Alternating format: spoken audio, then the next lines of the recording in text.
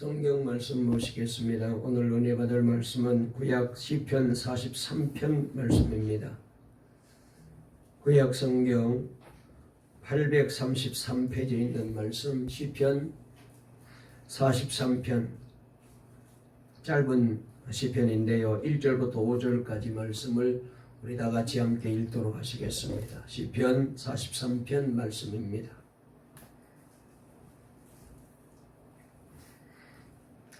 구약 성경 시편 43편 1절부터 5절까지 우리 다 같이 말씀을 읽겠습니다. 시작.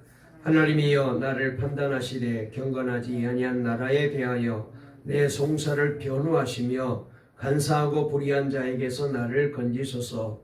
주는 나의 힘이 되신 하나님이시거늘 어찌하여 나를 버리셨나이까. 내가 어찌하여 원수의 억압으로 말미암아 슬프게 다니나이까. 주의 빛과 주의 진리를 보내시어 나를 인도하시고 주의 거룩한 산과 주께서 계시는 곳에 이르게 하소서. 그런즉 내가 하나님의 제단에 나아가 나의 큰 기쁨의 하나님께 이르리이다. 하나님이여 나의 하나님이여 내가 수금으로 주를 찬양하리이다. 내 영혼아 내가 어찌하여 낙심하며 어찌하여 내 속에서 불안해하는가. 너는 하나님께 소망을 두라. 그가 나타나 도우심으로 말미암아 내 하나님을 여전히 찬송하리로다. 아멘.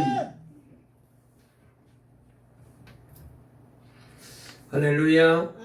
오늘 또 이 예배를 통하여 다시 한번 주님을 만나고 또 우리의 영혼이 복을 받고 또 우리 영혼 성도들이 믿음 안에서 힘들었던 것, 어려웠던 것, 또 여러 가지 염려했던 것 주님의 말씀을 통하여 다 응답받으시고 해결받고 또 새 힘을 얻게 되시기를 바랍니다.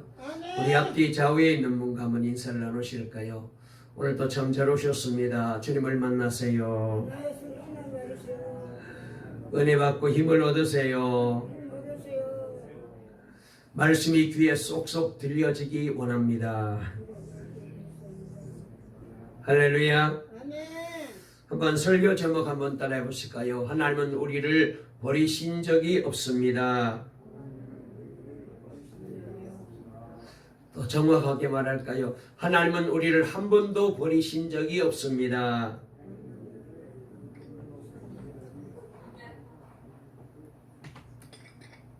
오늘 이 제목으로 말씀을 전할 때에 우리 모두에게 은혜가 임하고 또 말씀이 들려져서 힘을 얻게 되시기를 바랍니다. 여러분들은 이제까지 살아오시면서 사람들로부터 배신당했다고 또 버림받았다고 그렇게 느껴보신 적이 있으십니까? 그것도 한때 사랑했던 사람으로부터, 그리고 늘 가깝게 지내던 사람으로부터, 그리고 믿었던 사람으로부터 버림받았다고 느껴보신 적이 계십니까? 사람이 받는 상처 중에, 사람이 받는 여러 가지 아픔 중에 제일 아프고 오래가는 것이 버림받은 상처가 제일 오래가고 두고 아프다고 얘기합니다. 특별히 이런 아픔은 어릴 때 받으면 평생을 아픔을 느끼며 살아가게 된다고 합니다. 경찰청 통계에 따르면 최근 10년 동안 영아 살해는 85건인데 태어나자마자 영문도 모르고 이유도 모르고 버려진 영유아 아이는 1185건이나 발생했다라고 통계를 냈습니다. 특별히 2015년에는 37건이었던 이 영아 유기는 2018년에는 178건으로 4배 이상으로 늘어났고, 그리고 점점 더 이런 영아 유기 사건이 늘어나고 있다고 합니다.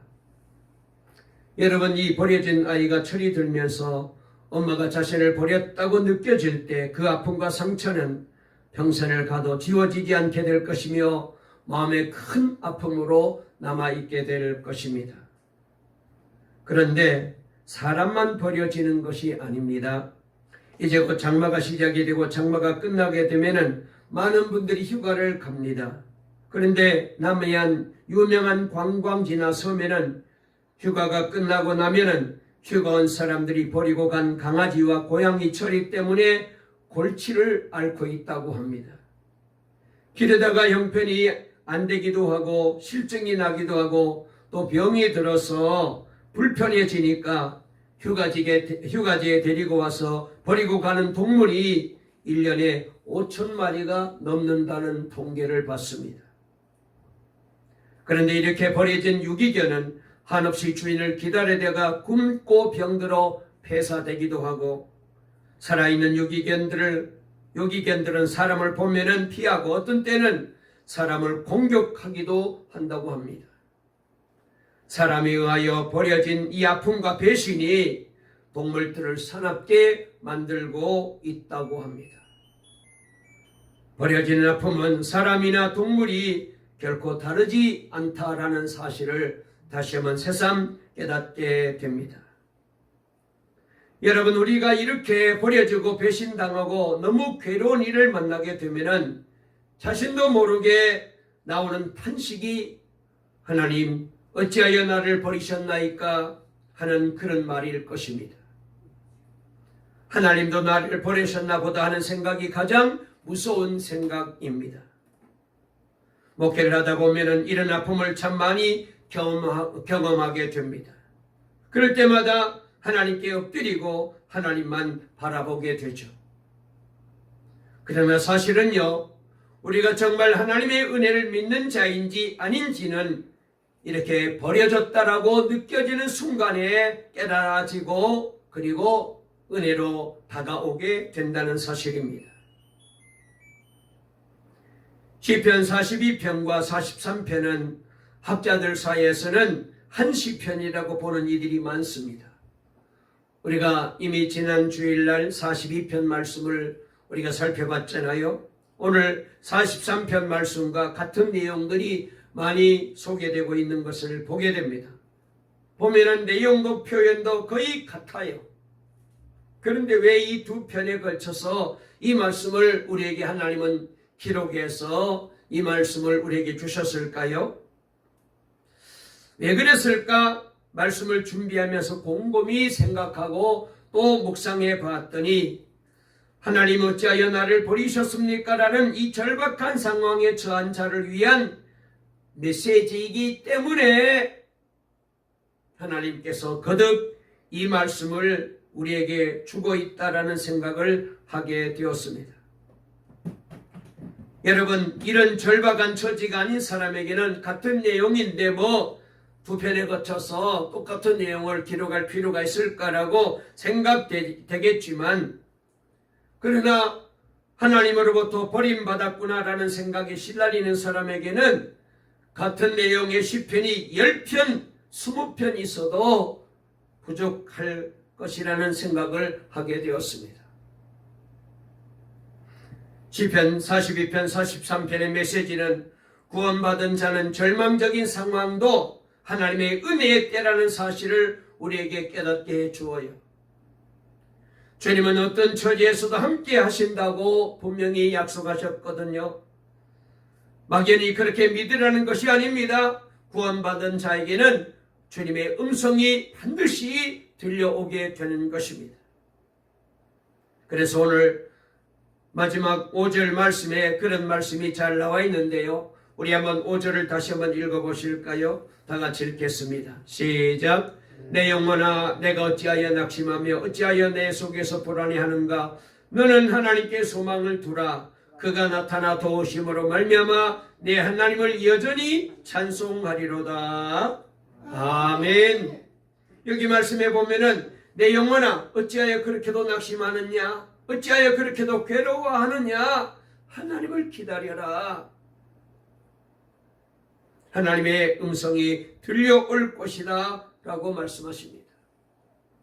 여러분, 그러므로 오늘 이 예배를 통하여 예배드리는 저와 여러분들에게 이 놀라운 하나님의 음성이 들려지는 복된 예배가 되어지시기를 바랍니다. 한 분도 그냥 가지 마시고 오늘 이 시간 우리 주님께서 우리에게 들려주시기 원하시는 위로의 말씀, 구원의 말씀, 치료의 말씀, 응답의 말씀, 축복의 말씀, 은혜의 말씀, 이 회복의 말씀을 꼭 들으시기를 바랍니다. 아멘. 여러분, 우리도 다 주님의 음성을 듣습니다. 문제는 큰 소리로 듣는 사람이 있고 작은 소리로 듣는 사람이 있고 거의 알아듣지 못하며 방황하는 사람도 있다는 거예요. 교회를 다니고 예수를 믿고 수십 년 신앙생활했지만 주님의 음성이 안 들려와요. 예배를 드리는데도 기도하는데도 주님의 음성을 못 듣는 사람이 있어요. 여러분, 우리 교인들 가운데 한 분도 잃은 분이 없기를 바랍니다. 오늘 이 시간 주님의 음성이 크게, 확성기보다도 더 크게, 천둥 소리보다도 더 크게 여러분의 귀에 들려지는 우리 모두가 되시기를 바랍니다. 말씀을 들으면 내가 살고, 가정이 살고, 내 영혼이 살고, 교회가 살고, 나라가 살아납니다. 여러분은 어떻습니까? 우리의 믿음은 하나님도 나를 버리신 것 같다라는 처지에서 비로소 의미가 있거든요. 그런 가운데서도 담대하고 감사하고 편안하면 그것이 바로 믿음의 성도인 거죠. 환경이 어려워요. 처지가 힘들어요. 여러 가지 조건들이 참 마음에 안 듭니다. 그런데도 불구하고 마음이 편안해요. 그런데도 감사가 나와요. 왜 그렇습니까? 주님의 음성을 듣는 사람은 그렇게 사는 거예요. 그런데 여러분, 주님의 음성을 듣지 못하면 조금만 힘들어도 낙심하고 원망하고 불평하게 되고 하나님 살아계시나? 하나님 정말로 나를 버리셨나? 그런 원망이 나와요. 시편 43편 2절에 나오는 하나님 어찌하여 나를 버리셨습니까? 라는 이 탄식은 우리 예수님께서 십자가에서 달려 이제 대속의 죽음을 주고 오셨을 때 하셨던 고백입니다. 마태복음 27장 46절에 보니까 제9시쯤에 예수께서 크게 소리질러 가라사대 엘리 엘리 라마 사박다니 하시니 이는 곧 나의 하나님 나의 하나님 어찌하여 나를 버리셨나이까 하는 뜻이라고 말씀하셨습니다. 이 말씀에서 가장 이 세상에 우리가 받는 저주 중에 가장 큰 저주는 가난도 아닙니다. 신분이 아주 못난 사람도 아닙니다. 여러분, 많이 못 배운 것이 아닙니다. 저주 중에 가장 큰 저주는 하나님께로부터 버림받는 것임을 알 수 있어요. 우리 모두는 다 죄인이라서 저주 아래 있었잖아요. 그런데 예수 그리스도께서 십자가에서 우리의 저주를 짊어지셨던 것입니다.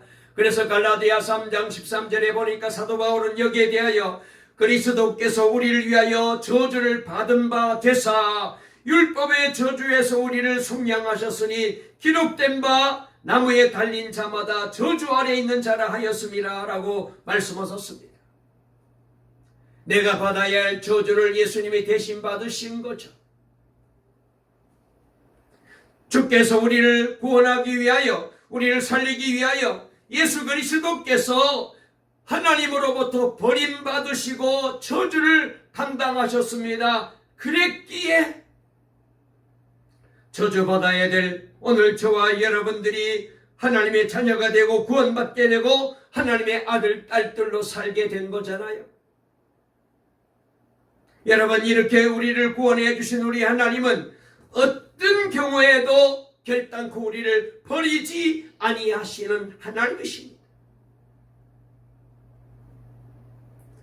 우리는 때때로 버림받는 아픔을 겪을 때가 있습니다. 부모님으로부터 버림받은 이들도 있습니다. 배우자로부터 버림받는 사람들도 있습니다. 자녀들로부터도 버림받은 사람들도 있습니다. 친구들로부터도 버림받은 사람이 있습니다. 그리고 주변의 사람들로부터 버림받은 사람도 있어요. 그러나 십자가 예수님을 만난 사람에게는 버림받은 고통에서 이길 은혜가 있습니다. 세상 사람은 다 나를 버리고, 부모가 나를 버리고, 친구가 나를 버리고, 심지어 배우자가 나를 버린다 할지라도 우리 하나님은 결코 나를 버리지 아니하십니다.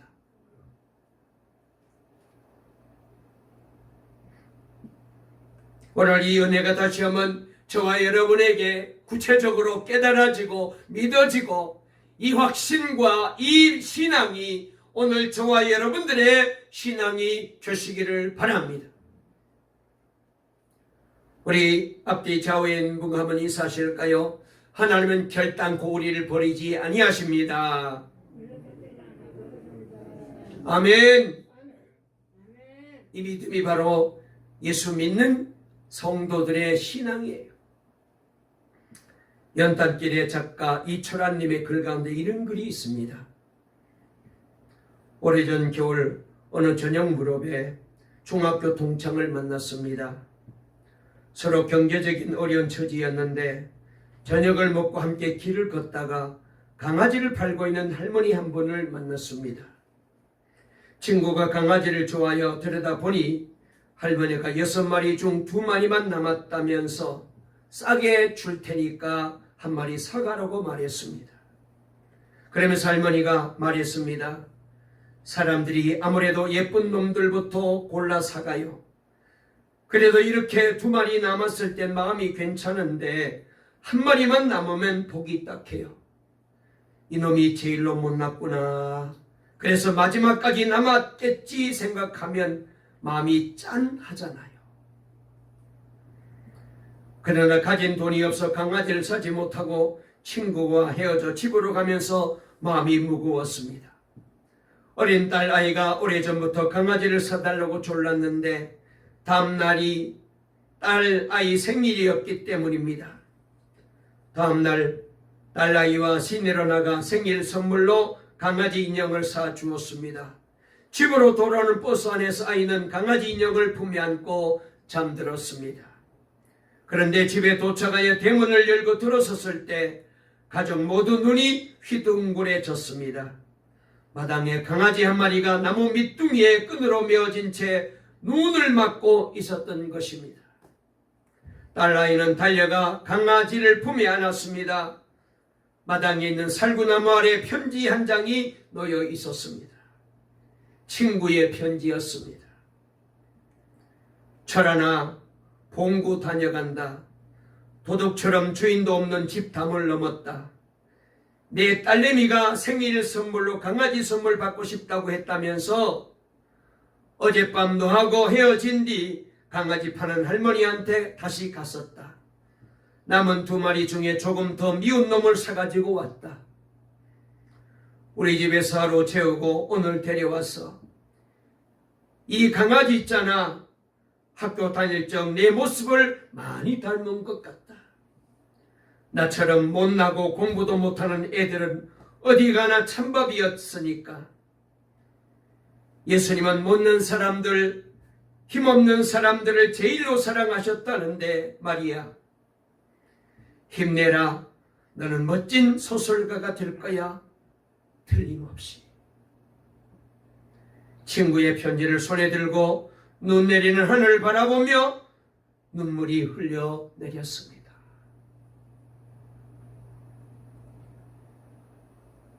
여러분, 우리가 받은 은혜는 하나님께서 결코 버리지 않으신다는 엄청난 사랑입니다. 이사야 49장 14절 15절에 오직 시온이 이르기를 여호와께서 나를 버리시며 주께서 나를 잊으셨다 하였거니와 여인이 어찌 그쳐 먹는 자식을 잊겠으며 자기 태어난 난 아들을 긍휼히 여기지 않겠느냐. 그들은 혹시 잊을지라도 나는 너를 잊지 아니할 것이야.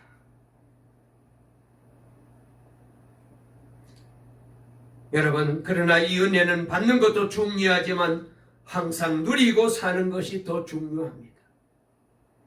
과거의 추억도 교리적인 지식도 아니어야 합니다. 어떤 형편에서도 떠나지 아니하시고 언제나 함께 하시는 임마누엘의 하나님을 바라볼 수 있어야 그 사람이 진짜 예수 믿는 사람이고 진짜 그 사람이 은혜 받은 사람입니다. 내가 원하는 대로 잘 되고 기도했는데 응답이 척척 떨어지고 하는 일이 형통하고 사업이 번창하고 몸이 건강하고, 여러분 이렇게 되면은 누구나 하나님의 은혜인 줄 알고 감사하며 살죠. 그런데 아픔이 찾아오고 문제가 생기고 이런저런 고난이 찾아오고 몸에 병이 생기고, 여러분, 이럴 때에 감사할 수 있는 사람이 진짜 예수 믿는 사람이고, 그 사람이 진짜 은혜 받은 사람이에요.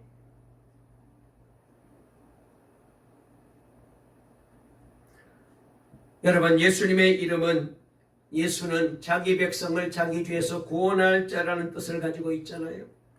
그러나 예수님의 이름이 또 하나 있습니다. 임마누엘입니다.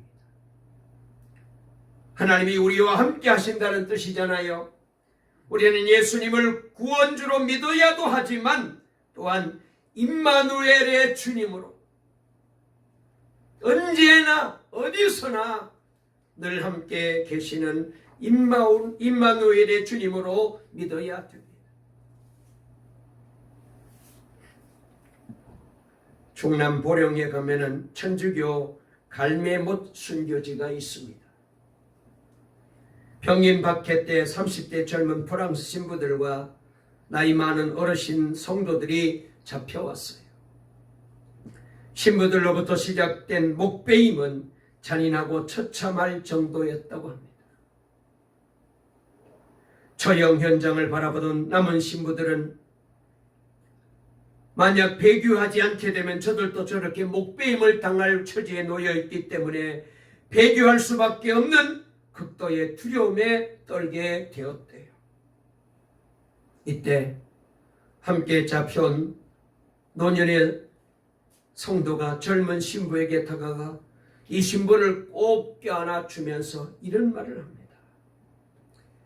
이곳의 고통은 잠깐이면 지나갈 것입니다.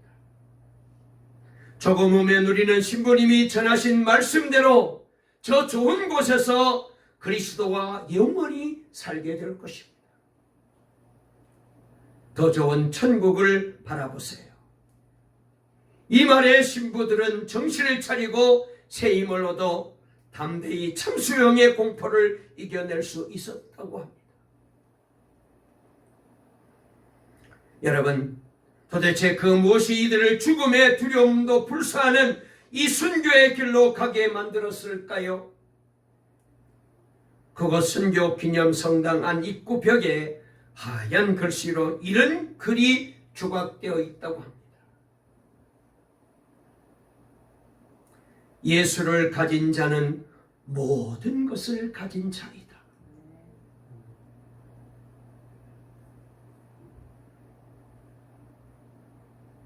세상의 부귀영화, 명예, 재물, 우리가 다 얼마나 귀하게 여깁니까?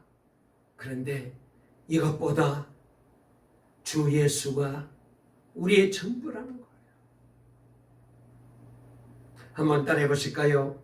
예수를 가진 사람은 모든 것을 가진 사람입니다. 아멘입니까? 아멘. 여러분도 이걸 믿습니까?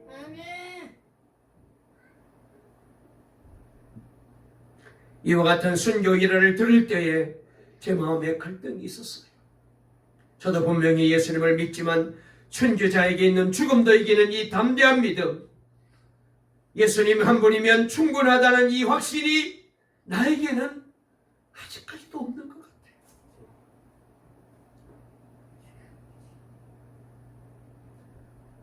생각해 보았더니 왜 그랬을까? 그것은 예수님을 나의 속죄주, 내 죄를 사해 주시는 주님으로만 알았지 임마누엘 하시는 주님으로는 알지 않고 믿지 않았던 거예요.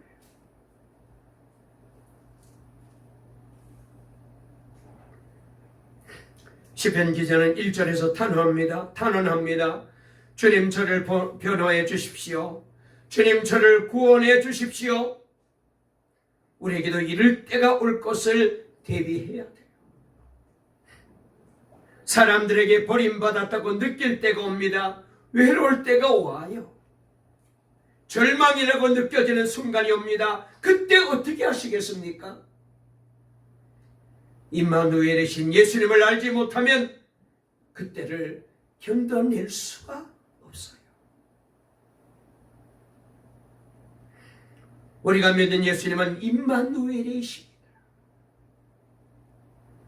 임마누엘이신 예수님을 믿으라 하는 것은 지금까지 믿었던 예수님과 다른 예수님을 믿으라는 게 아닙니다. 장로 교인이나 감리 교인이나 순복음 교인이나 침례 교인이나 자유주의 신학의 배경을 가진 그리스도인이나 보수주의 신학의 배경을 가진 그리스도인이나 믿는 예수님은 한 분 예수님입니다. 그런데 믿고 사는 모습은 천차만별이에요. 그것은 살아계신 예수님과 친밀한 관계가 천차만별이기 때문에 그래요. 살아계신 예수님과 어느 정도 친밀하냐에 따라서 예수님을 믿고 사는 모습이 다릅니다. 절망적인 상황에 처한 시편 기자가 알고 싶었던 것은 하나님께서 정말 함께 하시느냐 하는 거예요. 그래서 3절에서 시편 기자는 갈망합니다. 주님의 빛과 주님의 진리로 주님 앞으로 인도해 주십시오.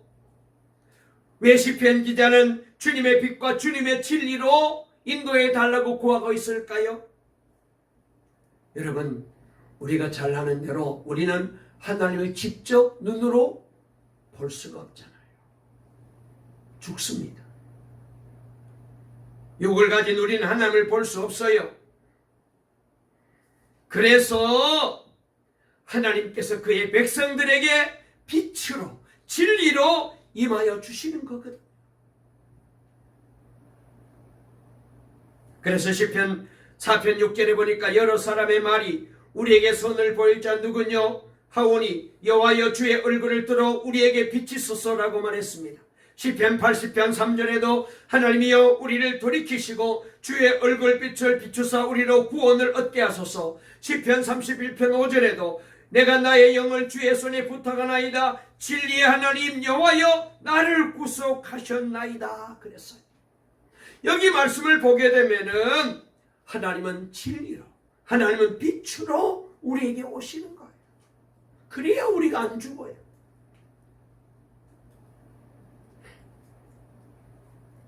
그래서 우리도 시편 기자처럼 하나님 정말 저와 함께 하시면 빛으로, 안 그러면 진리로라도 저에게 보여주세요. 갈망할 때가 있는 거예요. 이 기도에 대한 완벽한 응답이 바로 예수 그리스도이십니다. 주님은 말씀하십니다. 요한복음 8장 12절에 예수께서 또 일러 가라사대 나는 세상의 빛이니 나를 따르는 자는 어둠에 다니지 아니하고 생명의 빛을 얻으리라고요. 요한복음 14장 6절에도 예수께서 이르시되 내가 곧 길이요 진리요 생명이니 나로 말미암지 않고는 아버지께로 올 자가 없느니라 그랬습니다. 여러분, 우리는 임마누엘이신 주님과 친밀한 가운데 살아야 돼요. 예수님께서 우리의 사후 대책이라는 데는 모두 동의합니다. 그렇잖아요. 믿는 우리는 예수님이 우리의 대책입니다. 사람들은 죽고 난 뒤에 여러 가지 이제 대비해서 사망보험을 많이 들잖아요. 뭐 이런저런 보험을 듭니다. 여러분, 우리 믿는 성도들에게는 예수님이 보험입니다. 예수님 때문에 우리는 영생을 얻어 천국에 우리는 들어가요. 예수님이 우리의 사후의 대책이 분명합니다. 아멘이죠? 아멘. 완벽한 사후 대책입니다. 그러나 예수님께서 노후 대책이라는 일에 대해서는 아멘을 안 해요. 아멘. 노후 대책. 여러분들은 노후 대책을 어떻게 세우십니까? 보험 들어놓습니까? 저축해 놓으셨습니까? 노후 대책 뭡니까? 여러분, 믿는 성도들에게 노후 대책은 보험이 아니에요. 통장에 저금을 많이 해놓는 게 아닙니다. 예수님이어야 돼요. 왜요? 그분은 임마누엘, 늘 우리와 동행하시기 때문에.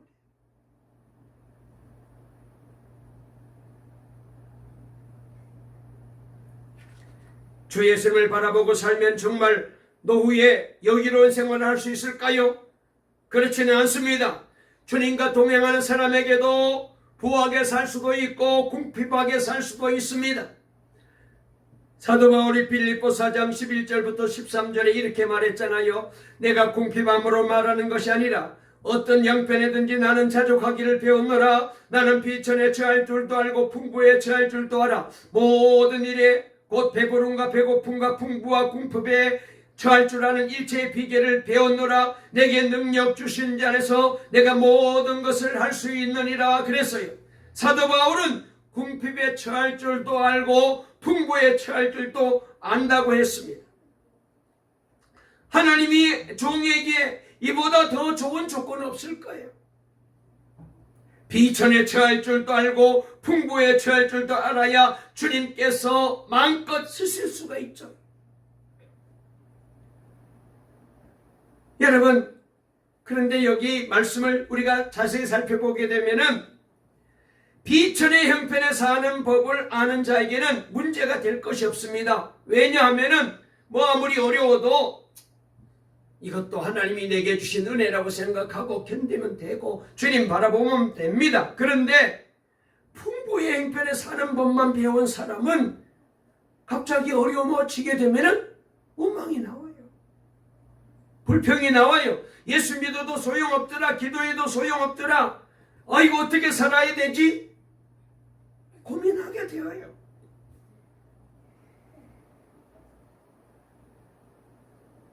여러분, 우리가 한 가지 깨달아야 되는 건요, 비천에 처하는 것보다 풍부에 처하는 것이 여러분 훨씬 더 어려워요. 많이 가진 사람, 다른 사람들이 부러워할 위치에 있는 사람이 실족하고 넘어질 확률이 훨씬 더 많습니다.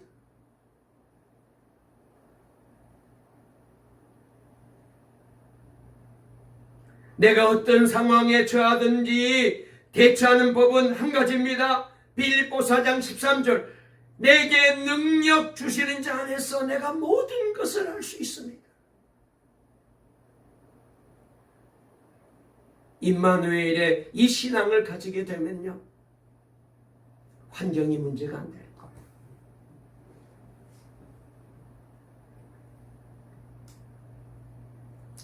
그래서 우리는 언제나 예수님 안에 거해야 돼요. 그리고 24시간 늘 주님을 바라보려고 애를 써야 돼요. 행복은 부유함에서 오는 것이 아니라 주 예수님과 동행함에서 오는 것임을 여러분 다시 한번 깨닫게 되시기를 주의 이름으로 축원합니다. 예수님 안에 거하는 법을 아는 사람은 어떤 상황에서도 잘 지낼 수 있어요. 아멘. 사업이 안 돼도, 돈이 떨어져도, 아멘. 건강에 문제가 생겨도, 가정에 어려움이 와도 내게 능력 주시는 자 안에서 모든 것을 감사하며 살아요.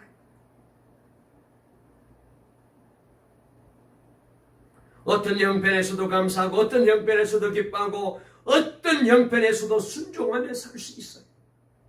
이것이 바로 예수 믿는 성도들의 삶입니다.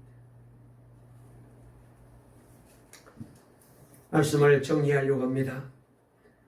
저는 올해로 제가 한번 계산을 해봤더니 목회를 시작한 지 올 9월이 되면은 40년이 되는 것 같아요.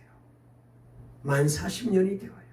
제가 1984년 9월에 첫 예배를 3명 앉혀놓고 우리 아파트에서 예배를 시작해서 지금까지 큰 목회, 작은 목회, 사실 하나님께서 저희 목회를 얼마나 축복을 많이 해주는지 제가 지금이야 그렇지만 전에는 정말로 모든 사람이 부러워할 만큼 목회를 했습니다. 그런데 생각해 보니까요, 이 40년의 세월이 자랑스럽지 못하고 부끄러운 게 자꾸 보여요. 아니, 더 많이 보여요. 아니, 부끄러운 목회를 해왔어요. 말씀을 준비하면서 너무나도 마음이 아팠습니다. 너무 호성세월한 것 같다, 그런 느낌이 들어왔어요. 특별히 주 예수님과 동행하는 삶에 대해서는 아쉬움이 너무 많아요. 그래서 늦었지만 이제부터라도 예수님 안에 거하는 법을 훈련받으려고 해요. 제가 정말 임마누엘이신 주 예수님과 동행하려는지 아닌지는 마지막에 드러날 겁니다. 여러분, 지금은 이곳저곳에서 초청해 주고 오라는 데도 많지만 언젠가는 초청이 딱 끊어질 때가 올 거예요. 외로울 때가 올 거예요. 그때를 위해 지금 무엇을 준비해야 하겠습니까? 외로움을 위로해 줄 수 있는 주님과 더욱 친밀해지는 게 아니겠어요? 찾아오는 사람도 없다, 외로워서 못 살겠다 하며 매일 운다면 주변의 사람들의 마음이 어떻겠습니까? 그런데 더욱 24시간 주 예수를 바라보며 살아가면서 주님과 함께하는 이 임마누엘의 은혜를 내가 누리고 있다면 아무리 모든 사람이 나를 떠나도 외롭지 않을 거예요. 저명한 사회학자이자 빌 클린턴 전 대통령의 영적 멘토로도 유명한 토니 캄플로라는 목사님이 계신데요. 이분이 이런 말을 했었더라고요. 제가 이분의 그 간정들이 참 은혜가 되는 간정들이 많이 있는데 이분의 글을 보면서 이런 말을 했어요. 모든 인간은 죽을 때 이루지 못한 업적 때문에 후회하면서 죽지 않는다. 바르게 살지 못한 것을 후회하면서 죽는다 그랬어요. 이루지 못한 업적 때문에 후회하지 아니하고 내가 바르게 살지 못한 것 때문에 후회한다는 거예요.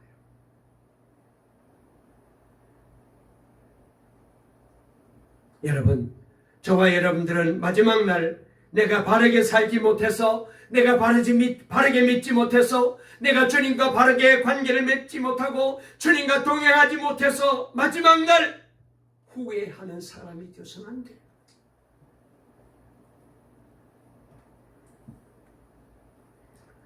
시편 기자는 절망 중에서 주님의 음성을 들었습니다. 5절에 보니까 내 영혼아 어찌하여 그렇게도 낙심하며 어찌하여 그렇게도 괴로워하느냐, 하나님을 기다려라 말씀하고 있습니다. 여러분에게도 이 하나님의 음성이 큰 소리로 들려질 수 있기를 바랍니다. 급할 때, 어려울 때 가서야 주님의 음성을 들으려 해서는 안 됩니다. 그때는 안 들려요. 그래서 지금 주님과 함께하는, 동행하는 연습이 필요해요. 일상생활 중에 이 믿음을 잘 키워나가야 돼요. 오늘 또 일이 잘 되느냐 안 되느냐, 형편이 좋으냐 나쁘냐 하는 것을 점검하지 마시고 주 예수님이 정말 함께 하시느냐 이 사실을 확인하며 우리가 살아갈 수 있다면 오늘 우리는 분명히 주님과 함께하는 이 은혜를 누리며 살게 될 것이고 여러분의 신앙생활이 감사가 넘치고 기쁨이 넘치고 행복한 하루하루가 분명히 될 줄로 저는 믿습니다. 이 은혜가 여러분들에게 임하시기를 주의 이름으로 축원합니다. 축원합니다. 살아계신 하나님 아버지 감사합니다. 하나님은 한 번도 우리를 버리신 적이 없으십니다. 아버지 하나님, 외아들 예수님이 십자가에 못 박혀 하나님께 버려 대속의 죽음을 죽어주심으로 예수 믿는 우리들을 하나님께서는 자녀로 삼아주시고 우리를 결단코 버리지 아니하십니다. 아버지 하나님, 하나님과 동행하는 삶이 중요합니다. 임마누엘의 신앙이 중요합니다. 아버지여, 우리 성도들 가운데 아직까지 이 은혜를 맛보지 못하고 그저 왔다 갔다 그렇게 교회를 다니고 있고 그렇게 신앙생활하고 있다면 다시 한번 오늘 이 시간 임마누엘의 주님을 만나게 도와주시고 그 주님을 나의 주님으로 모시고 그 주님 안에 내가 거하고 내가 주님 안에 거하면서 남은 이 세상 사는 동안에 날마다 주님과 동행하며 내게 능력 주시는 자 안에서 나는 부족함이 없습니다. 감사하며 찬송하며 행복한 신앙의 삶을 살아가는 우리 동강의 모든 성도님들 다 되게 도와주실 줄 믿사옵고 예수님의 이름으로 간절히 기도 올리옵나이다. 아멘.